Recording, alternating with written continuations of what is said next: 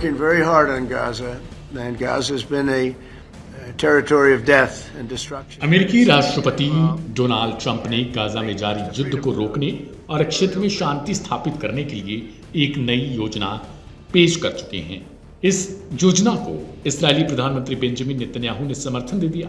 हालांकि फिलिस्तीनी गुट हमास ने अभी तक इस पर कोई औपचारिक सहमति नहीं जताई। यह योजना न केवल युद्ध विराम का माध्यम है, बल्कि गजा में अस्थायी शांति स्थापित करने का प्रयास भी समझा जा रहा है। ट्रंप की योजना में हमास के लिए स्पष्ट शर्तें रखी गई हैं। इसमें कहा गया है कि 72 घंटे के भीतर 20 जीवित इस्राएली बंधकों को रिहा किया जाएगा और 20 मृत बंधकों की शव लौटाए जाएंगे। इसके अलावा योजना में यह भी कहा गया कि गजा में हमास की कोई शासकीय भूमिका नहीं होगी। दोनों पक्षों की सहमति के बाद ही गजा में मानवीय सहायता और राहत पहुंचाई जाएगी। यह कदम क्षेत्र में स्थिरता और स्थानीय जनता के लिए सुरक्षा सुनिश्चित करने की दिशा में अहम माना जा रहा है, लेकिन इस प्लान में भी कई तरीके की खामियां बताई जा रही हैं। ट्रंप की इस पहल का समर्थन 8 मुस्लिम बहुल देशों, जिनमें मिस्र, जॉर्डन, संयुक्त अरब अमीरात, तुर्की, कतर, सऊदी अरब, इंडोनेशिया और पाकिस्तान ने संयुक्त बयान जारी कर किया है। इन देशों ने कहा है कि वे इस समझौते को जमीन पर लागू करने में अमेरिका और संबंधित पक्षों के साथ सक्रिय रूप से सहयोग करेंगे। यह बयान कई मायनों में महत्वपूर्ण है, क्योंकि क्षेत्रीय मध्यस्थता और दबाव के जरिए हमास को समझौते के लिए प्रेरित करने में इन देशों की भूमिका अहम हो सकती है। यानी अगर हमास किसी तरीके से इस प्लान से सहमत ना हो, तब भी ये 8 मुस्लिम देश उसे एकजुट करने में जुटेंगे। कतर ने पहले भी इसराइल और हमास के बीच मध्यस्थता की है।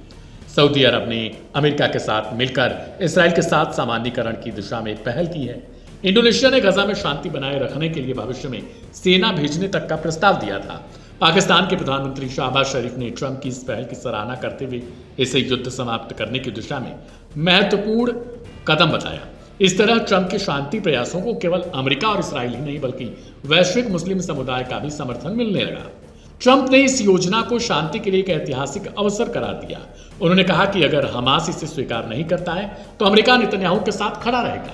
इसी क्रम में नेतन्याहू ने भी चेतावनी दे डाली कि अगर हमास इस योजना को ठुकराता है तो इसराइल अपनी कार्रवाई को अंजाम तक लेकर जाएगा और हमले बढ़ा सकता है। इस तरह बातचीत और दबाव दोनों रणनीतियां एक साथ चल रही हैं।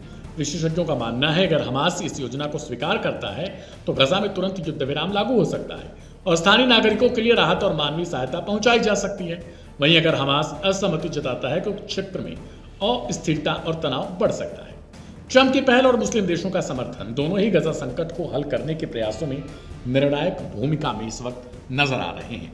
इस योजना के लागू होने या न होने का असर न केवल गजा और इसराइल तक सीमित होगा, बल्कि पूरी मिडिल ईस्ट क्षेत्र की राजनीति, स्थिति, ऊर्जा आपूर्ति और वैश्विक सुरक्षा संतुलन भी उस पर भी यह असर डाल सकता है।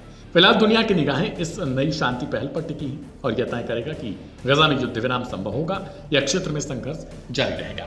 कुल मिलाकर ट्रंप की योजना, नेतन्याहू की सहमति, मुस्लिम देशों का समर्थन और हमास की प्रतिक्रिया, ये सभी संकेत बताते हैं कि गजा में हालात अब निर्णायक मोड़ पर पहुंच चुके हैं। आने वाले दिनों में यह स्पष्ट हो जाएगा क्या मिडिल ईस्ट में एक नई शांति की शुरुआत होगी या फिर संघर्ष की स्थिति और गहरा सकती है।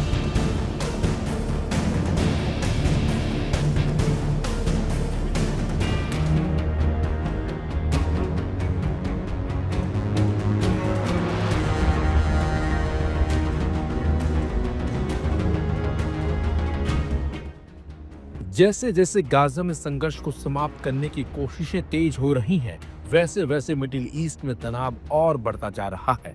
खबर है कि अब यमन के हूती विद्रोहियों ने एक डच कार्गो शिप पर मिसाइल अटैक कर दिया है।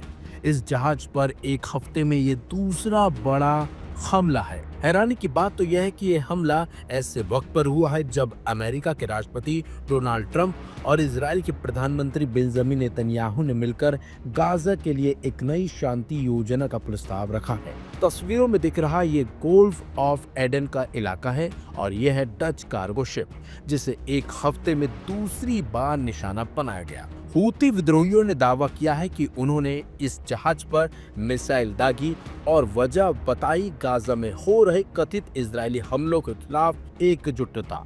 ईरानी समर्थित हूती विद्रोही लंबे समय से रेड सी और आसपास के जल क्षेत्रों में जहाजों पर हमले कर रहे हैं। उनका मकसद खुद को क्षेत्रीय ताकत के रूप में स्थापित करना और इजराइल अमेरिका पर दबाव बनाना है। और ये एक्सपर्ट्स का मानना है इन हमलों को लेकर इस प्रकार के हमले केवल सैन्य या धार्मिक संघर्ष नहीं है, बल्कि समुद्री व्यापार और ऊर्जा सुरक्षा के खिलाफ रणनीतिक हथियार बन चुके हैं। अंतर्राष्ट्रीय समुदाय को तुरंत एकजुट कार्रवाई करनी होगी।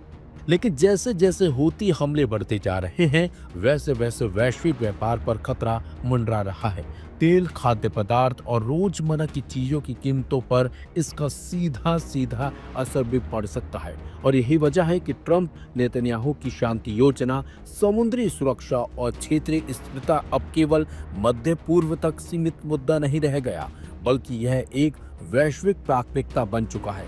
तो गाजा में शांति की उम्मीद के बीच रेड सी के बढ़ते खतरे ने एक और मोर्चा खोल दिया है। ऐसे में अब देखना यही होगा, क्या ये शांति योजना वाकई जमीनी हकीकत में बदल पाएगी या फिर समुद्र से उठता हुआ ये धुआं और भी बड़ा तूफान लेकर आएगा। लेकिन जिस तरह से हूतियों ने ये हमला किया है, उससे एक नया युद्ध छिड़ने का खतरा आपको बता दें मंडराने लगा है।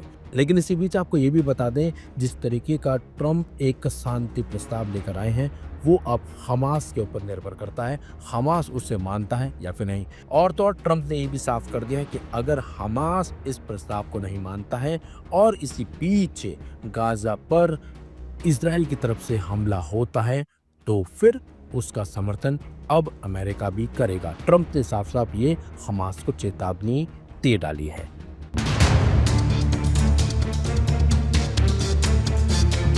9 सितंबर 2025 को इजराइल ने कतर पर हमला किया था। इस हमले में 5 लोग मारे गए थे। इस हमले को लेकर इजराइल का साफ साफ कहना था कि हमास को निशाना बनाकर उसने ये हमला किया था।